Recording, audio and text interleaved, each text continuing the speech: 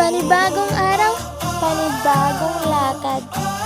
Good morning everyone! Kung tatanungin niyo kung saan kami papunta kami ng Clark. Dahil another bakasyon naman, diba? Tibay namin, diba? Kung taon yung araw namin, dun kami nagbabakasyon. Libre na yan, wala pang bayad, diba? Kasi yung promise, natutuwa namin kami. Kasi kami ay sinala, diba? Saan ka pa makakalap ng amin kung saan sila nagbabakasyon, sasama kami, diba? At yun yung place na pinuntahan na, yun yung place na pupuntahan. Kung tatanungin nyo kami kung saan kami na place pumunta dito sa Clark, sa Hotel Dimension ang pangalan ng hotel niya. And then yung dalawang swimming pool, ang ganda sin Travis, ang ganda ng view dito as in Travis talaga. Ang ganda talaga.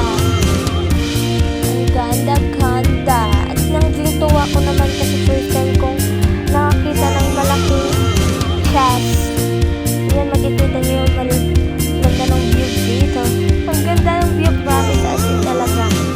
At makikita ko ang laki-laki ng chest na to. Laking tuwa ko, ang laki talaga ng chest. Diba? Yan, ang aking alaga na panganay ay nag-i-enjoy sa laro niya.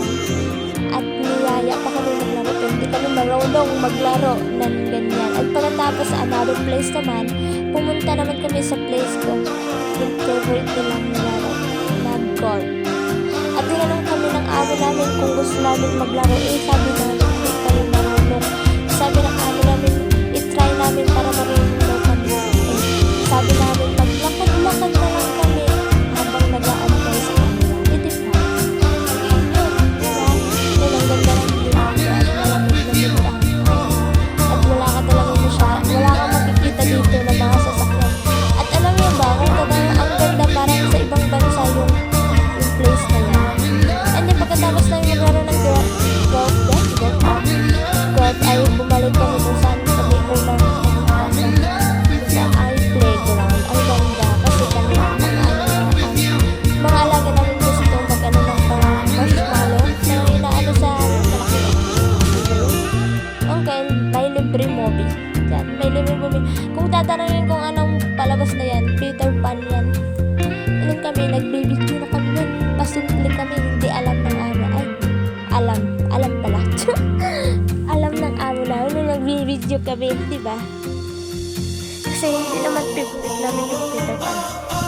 Hindi naman yan para sa amin, sa mga bata naman yun. Makikita yung mga video na yan.